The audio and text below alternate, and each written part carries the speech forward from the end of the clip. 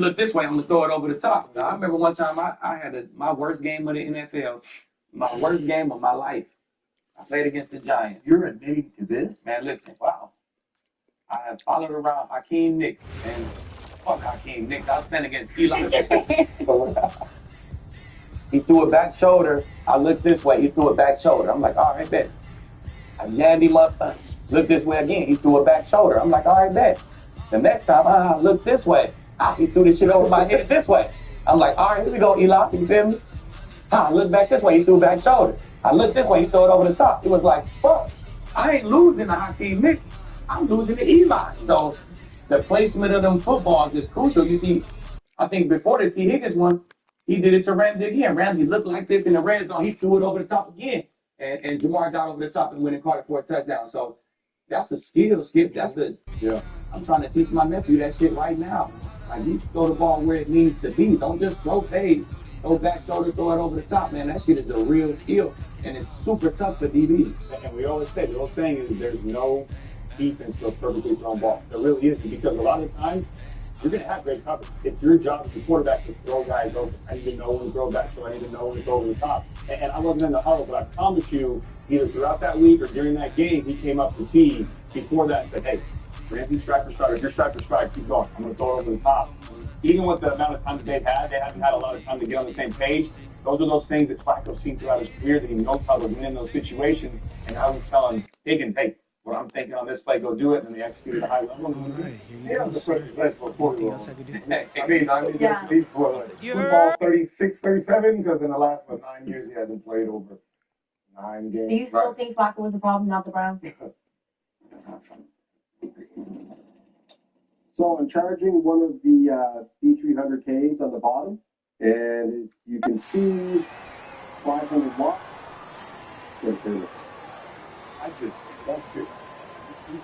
Cincinnati ground up with 470 yards of offense. That's just power. Fine. You like Cincinnati? I like Cincinnati. I think Cincinnati. You think Cincinnati? And we are back in business. That's the He got a lot to do with that. Zach Taylor, he know how to call the game and be aggressive for what he got. Stefanski is like real safe, and he's more run game dominated, not a lot of shots, so it's a completely different offense. Okay, so here's what the Bengals have us from. They got 200 against the Jets. They're winning a real good shot to win both of them. On 6 wins. Right, they get a 5 week, which is another week of 5 closer to the 5. Get closer to Burrow with the 5 weeks. And then they come back at Pittsburgh, and it's just a rivalry. They'll play well. They can win the game. Probably lose. They'll probably lose that game. And then they got the Patriots at home. I'm giving them a real shot. They do it. And then I good football. We play a lot of man, too. Hey, the teams who play a lot of man, you're going to have to have the problem with the Bengals. Thanksgiving night is tradition. Always put Joe Burrow's return in December. It's had true. Thanksgiving night, they go to Baltimore, and I'm sure Baltimore will be much healthier by then. I think it will be a good game. I will bet you it will be a battle. But I give Cincinnati a real good shot to win that game back in Joe's stomping ground, stomping ground out of Baltimore. So if they could do what we just said, we think they can do. 2 points. When Burrow comes back, they'll be right there at the top of this sorry in the mix of distribution, right? I know. So you think they can win it? That's why you saw them last year in the Steelers. Yeah, I mean, they're so questionable on defense. You know what? They got money in this.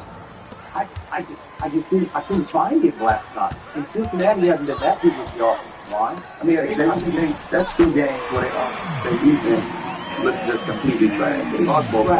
All the rest of the games, that defense looked really good. So it's a momentum game. I mean, it's still got the Bengals caught that momentum. And they didn't have a trade last night, so. Once the Bengals caught that momentum, the DBs like, man, they can't stay in front. Like it's a momentum game. Once that shit start going downhill, you can see how Pat Queen was calling the plays. That's all I want, bro. Come on, it's like it just was body. Yeah, the body language was bad. It was just rolling downhill. So, and they'll get it together, man. I like that defense. That defense is not just trash. Yeah. By the way, last point on Flacco. This is his 17th year. So it's not like he's gone places and lit it up. Yeah. Like he's just been bouncing and bouncing and bouncing. And then he gives back. And then on that play, on that momentum, that's the moment where you go, hey, you gotta like it. Like if you like Cincinnati, so you gotta cheer for him. Well, these about 4 or 5 more weeks, right? Right. On that play, going down instead of going for the hill. Right? You're making that play. He could have, but you're normally 4 on the sideline, or back to the communication thing. Yeah.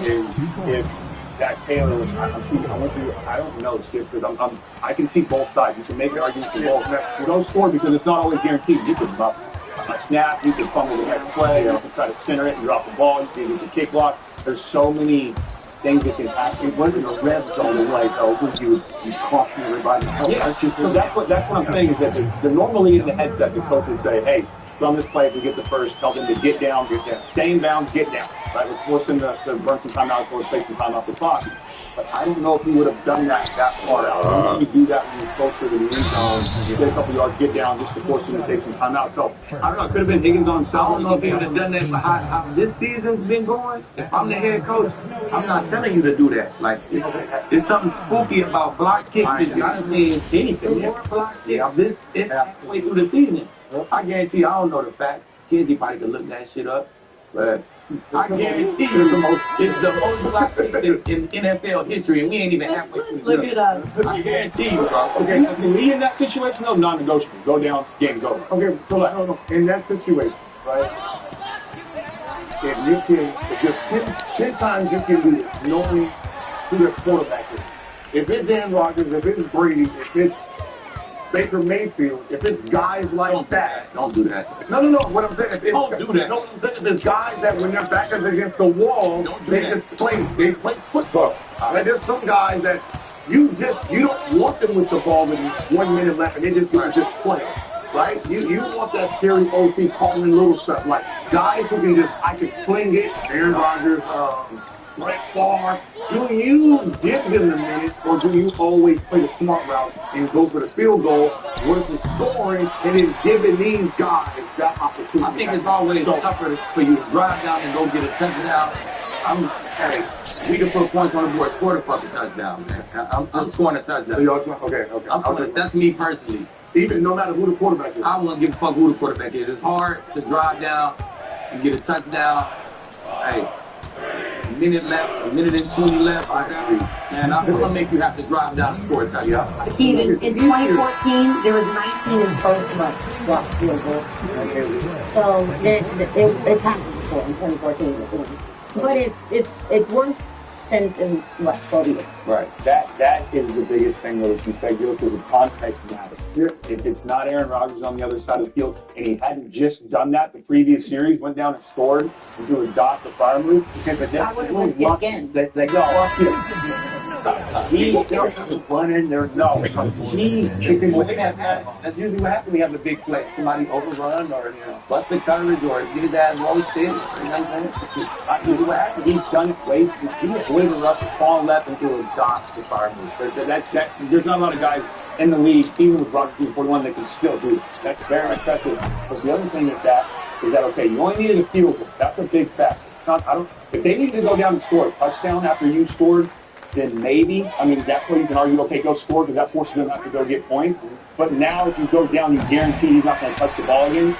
No chance if you're not going to make it, but if I'm in that situation, I still think I do what Steve Higgins did, because you take the ball out of Aaron Rodgers' hand, you don't give him time to go down and make the play, because even if he doesn't get field goal range, it wouldn't matter anyway, you can score a touchdown, but he can still throw 70 yards in the air. He is very good at understanding those Hail Marys and how to execute them and all those things on his track record. I know those are luck, but you also have to know how to put the ball in position to make that play. So the fact that it was Aaron Rodgers, I'm 51-49, that's how close it is, but I'm fine with what Higgins did.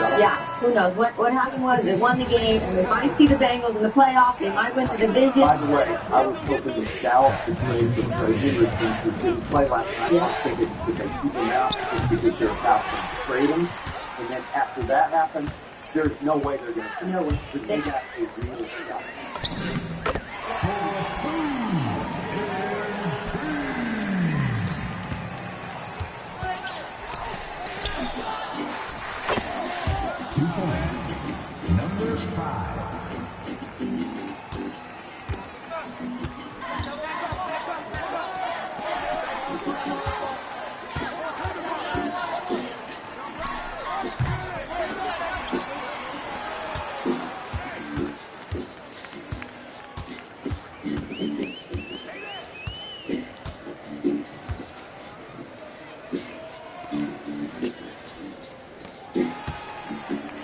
Remaining in the first half. 2 minutes.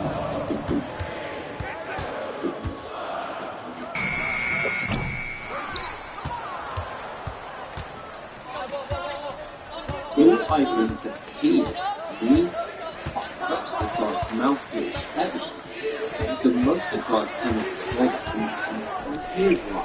When people get a new iPhone, the first thing they can do is recognize that to get the cheapest case they like. The first is 2.88 cases because of the brand during that specific store, where they can get more control of the cards and yeah.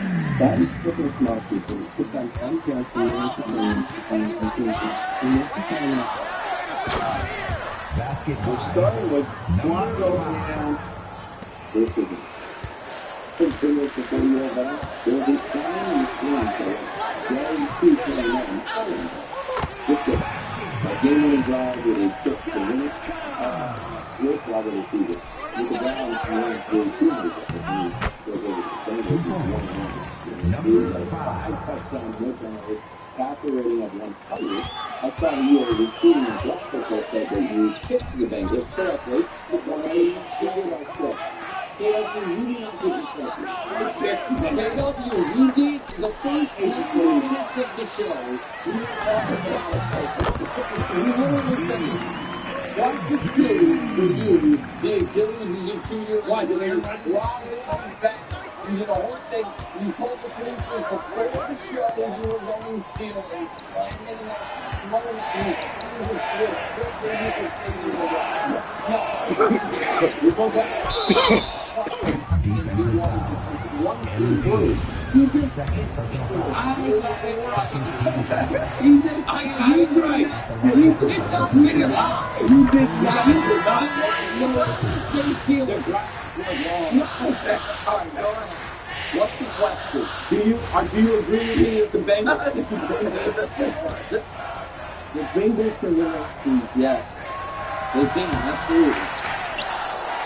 Again, I'm not appealing to Vegas here, but I just can give what a neutral observer would say. The Bengals are 425, plus 425, so basically saying a little less than a 20%. 23 is a good way to read it. The Ravens are plus 135, and the Steelers are plus 125. Second, but barely. Right now, Vegas projects the Bengals to win 7. The Ravens to win 8 and the Steelers to win 9, which is to say it's very tight. And I do feel like we had something of proof of concept over a decent sample that the Bengals can play 500 football without their break.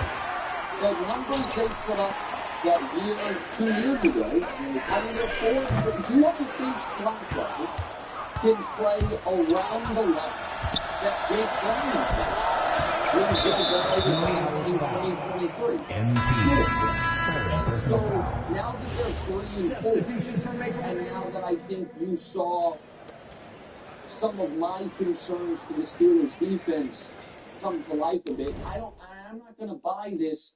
The Steelers were not unlucky last night. They've had games this year